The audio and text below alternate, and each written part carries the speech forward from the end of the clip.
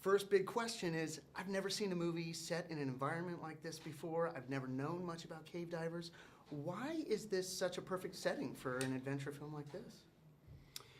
I think it probably appeals to or provokes a lot of your natural fears, just the fears that are kind of innate, whether it's claustrophobia, oxygen deprivation, fear of darkness, all of these things it's all really, very primal, they really primal come into play instincts, in this film. So what was the experience like shooting this? You must have had some hairy situations, and you're acting through water rushing in your face and balancing precariously. Were there some hairy moments? There were a few hairy moments throughout the shoot. I mean, it was finding that balance between staying on a ledge, I mean literally finding that balance, and looking like you know what what you're doing with your ropes and whatnot. But the sets were all so tangible, and you could really put yourself in the space physically, so it was almost a reality, you know. The acting came hand in hand with the sets. So I feel really lucky in that sense that there wasn't a great green screen component to it. It was all very real and very tangible. And you both have to be experts in your own respective ways in this film. How was that training process?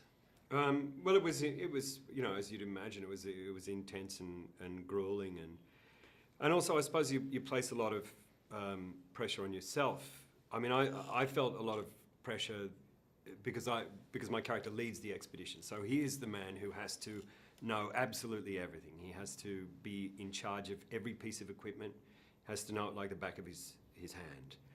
And whether it's the ropes or the rebreather or what do you do in this situation.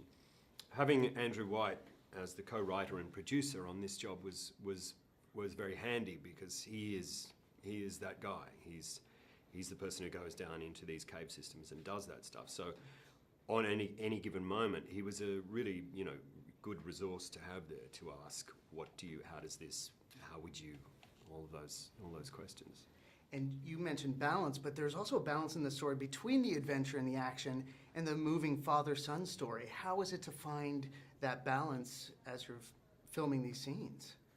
Yeah, it was always really important to try and preserve that the father-son relationship, which I think is kind of the core of the movie. You know, it's what hopefully drives the audience to the end.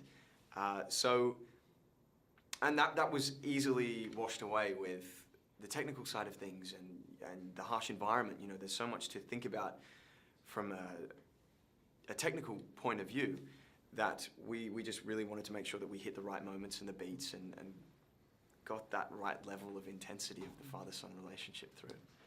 Between that, the action, and the 3D of it all, this seems like this is quite an experience for an audience, and it's a completely unique one at that. What do you think audiences are going to experience? What can you say audiences will experience when they see this film? Well, I think it really does provoke a lot of those kind of deep, dark fears in people. And I mean, certainly if you're a claustrophobic, this is not the film for you. As indeed it may not have been the film to do if you're a claustrophobic actor. And so, but apart from that, I guess there's for me always with this film, there was the human story, there was the human element, which was the most interesting thing, which was what kind of a person do you become under fearful pressure, under horrific pressure, under, the exit's blocked, how do you deal with that?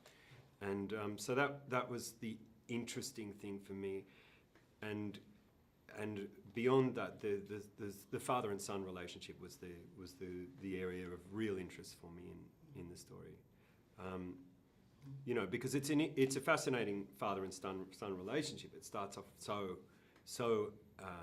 with such acrimony at the start, and this long and old and dark story there, that then is shaped by the events that happen. Fantastic. You're off the hook. Thank you very much. Thanks, that was mate. fantastic. Thanks very much.